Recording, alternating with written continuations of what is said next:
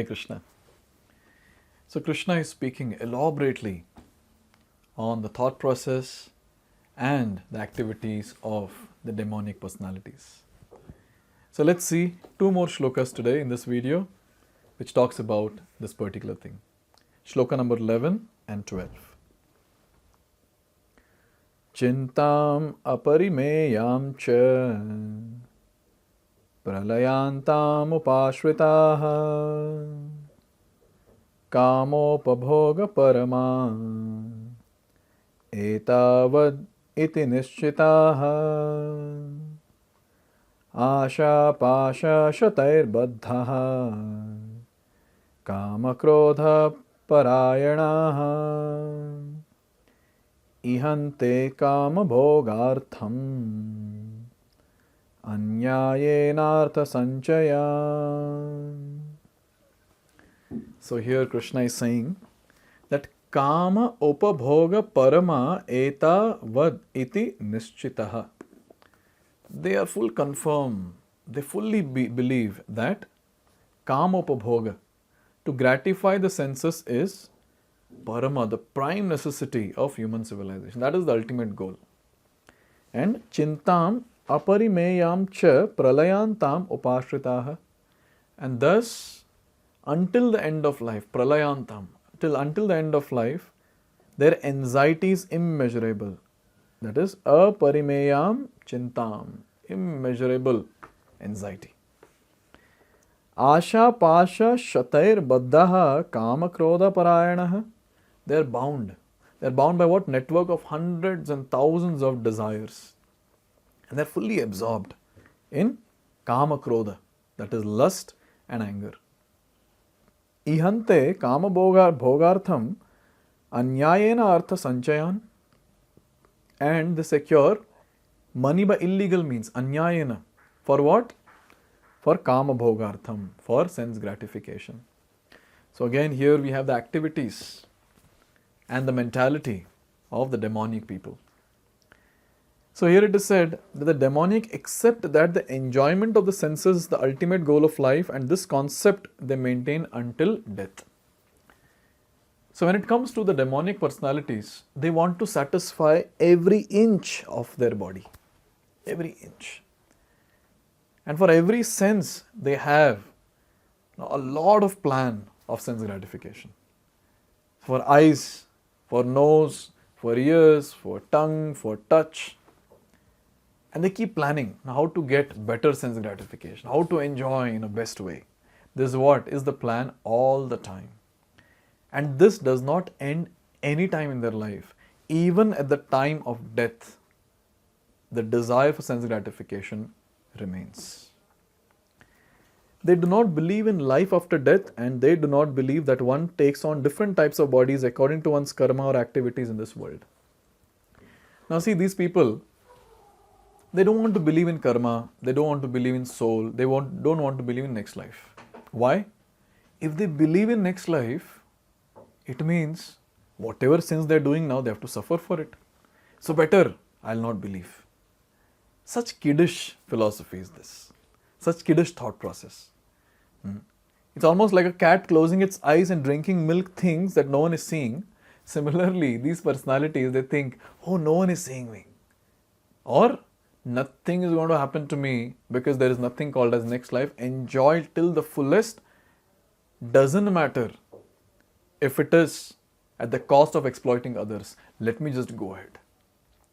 So this is the mood in which the demons enjoy in this world. And karma is a philosophy, or karma is that fact which everyone has to believe. Why there are some people who are born poor, some are born rich, some are born orphans. They don't lose their parents right at the time of their birth. And there are some who have parents. Somehow, some people are extremely poor. They struggle for eating 2 times a day. Forget about 2 times. One time they don't get proper food. And there are richy rich, who waste food, not eating properly. There are some people who are really very fair complexion. There are some people who are dark complexion. Some people who are very weak. Some people are very healthy. So when we see all these differences in this world, It's but obvious to get this doubt. How is it decided? What is the logic behind all this? Anyone who has some brain substance will ask this question, and he will get the answer from Bhagavad-gita. One word, that is karma. So our activities decide our next life. This is not by chance. Lord is not sitting there with a coin and tossing the coin saying, head, okay, you take birth there, you take birth there. No. Based on our activities of past life, we have been given birth. We have been given a specific body with specific capacities and skill set. We have been given a specific situation in which we all are in. A specific set of people come into our life depending on our karma. So karma philosophy is it's very, very logical and scientific. But then, like an ostrich, it runs. When a carnivorous animal is behind the ostrich, and when it gets tired, it buries its head inside the ground and it thinks that, oh, now the animal is gone. Same thing these demonic people think. Oh, no, I don't want to believe. I don't want to believe in karma. I don't want to believe in spirit soul. I don't want to believe in next life because I want to enjoy my life the way I want, in the sinful way. What to do? Many people fall into this category. Their plans for life are never finished and they go on preparing plan after plan, all of which are never finished. Plans for sense gratification will never finish because we'll never be satisfied. So one plan after another, after another, after another. You know how these plans are? I'll give a graphic example. So sugar cane, when it is put in that machine and then the remnants come out, again it is put, again the remnants come out. Finally, after 4 or 5 times doing that, we have the fiber or the straws with us, the sugar cane straws. It hardly has any juice and it is thrown. So a person comes and then he picks it up and then he's eating. He's trying to suck. He's not getting any sweetness. Now he plans to get sweetness. What is his plan? Oh, let me try from other angle. Let me try from other angle. This is called as planning for sense gratification. And this person throws it saying, oh, it's useless. Another person comes and he says, you are useless. You don't know how to suck. You don't know how to chew. I'll show how to do it. And then he picks that and then he starts planning and starts doing it. Again, he throws, another person comes. This is what happening generations after generations. The generation now thinks the previous generation was foolish, and the previous generation was thinking that the generation before was foolish, and like that everyone remains foolish throughout. This is called as plan making business, and it never ends. One nice case study Prabhupada is giving here. We have a personal experience of a person of such demonic mentality who, even at the point of death, was requesting the physician to prolong his life for 4 years more because his plans were not yet complete. Such foolish people do not know that a physician cannot prolong life even for a moment. When the notice is there, there is no consideration of the man's desire. The laws of nature do not allow a second beyond what one is destined to enjoy. So when we take birth, the birth day is stamped on us and we celebrate also. Happy birthday to you. And along with that, the death date is also stamped on us. It cannot be changed. It cannot be changed. Now we might make a lot of plans, but then we cannot extend our duration of life to execute all our plans. But that desire will always remain because our plannings never end. Why our plannings never end? Why our plans never end? Because we are not satisfied. Why we are not satisfied? Because we are not practicing spirituality. A person who is a spiritualist, a person who is a bhakti yogi, doing devotional service very nicely, such a person, even if he does not have anything, he will be completely satisfied. Because satisfaction, happiness, bliss, it is not external, it is internal. It is within, which we have to explore. But then what to do? People of this world, they are so busy in plan making that they don't get time for the most important activity of life, that is devotional service.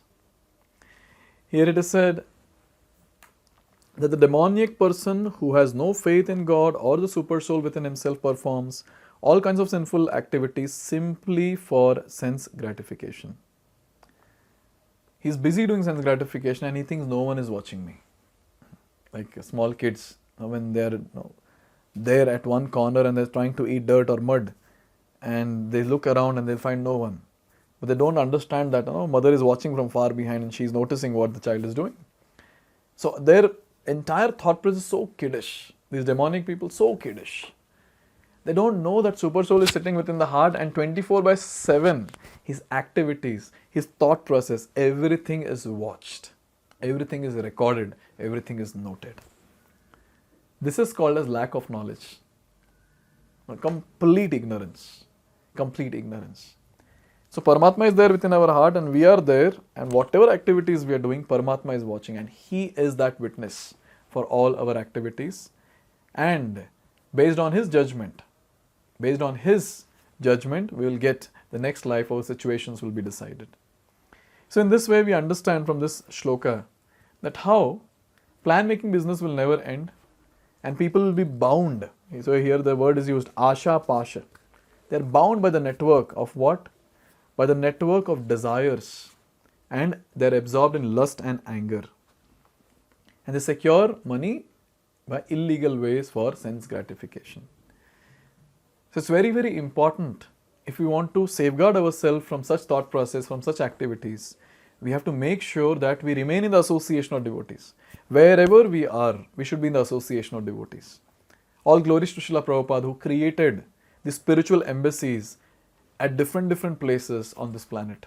Wherever we'll go, we'll find International Society for Krishna Consciousness, ISKCON. It's there. And that is a place where we have so many devotees giving us the association so that we are safeguarded from all these different demonic mentalities and activities. So it's a very important point to note that without devotee association, it's very natural to become a demon. Very, very natural. Because there will be no one to tell us that what we are doing is not correct. And when there is no one to tell us, it's very, very difficult. And also at the same time, for devotees, when we are in the association of devotees, we have to accept a person in our life who is our mentor, who is our guide, the spiritual guide. But he or she should be a bona fide person who is fixed in Shastra, who knows Vedic scriptures, and who himself or herself should be practicing bhakti very intensely to attain that ultimate goal. Without that, without their presence, we cannot advance in spirituality. There should be someone to twist our ear and tell this is not correct. If they don't do that, if we don't have such a personality, then it's a natural tendency of the mind to become demoniac. Very, very natural. So in this way, accepting a spiritual master plays a very, very important role in the life of a sadhaka or spiritualist. So now Krishna here, he ends this particular shloka saying, they secure money by illegal means. Now, what is the thought process of these people when they secure money by illegal means? Krishna is summarizing that in the next 3 shlokas. So let's see that in the next video. Hare Krishna. Hare Krishna, Hare Krishna.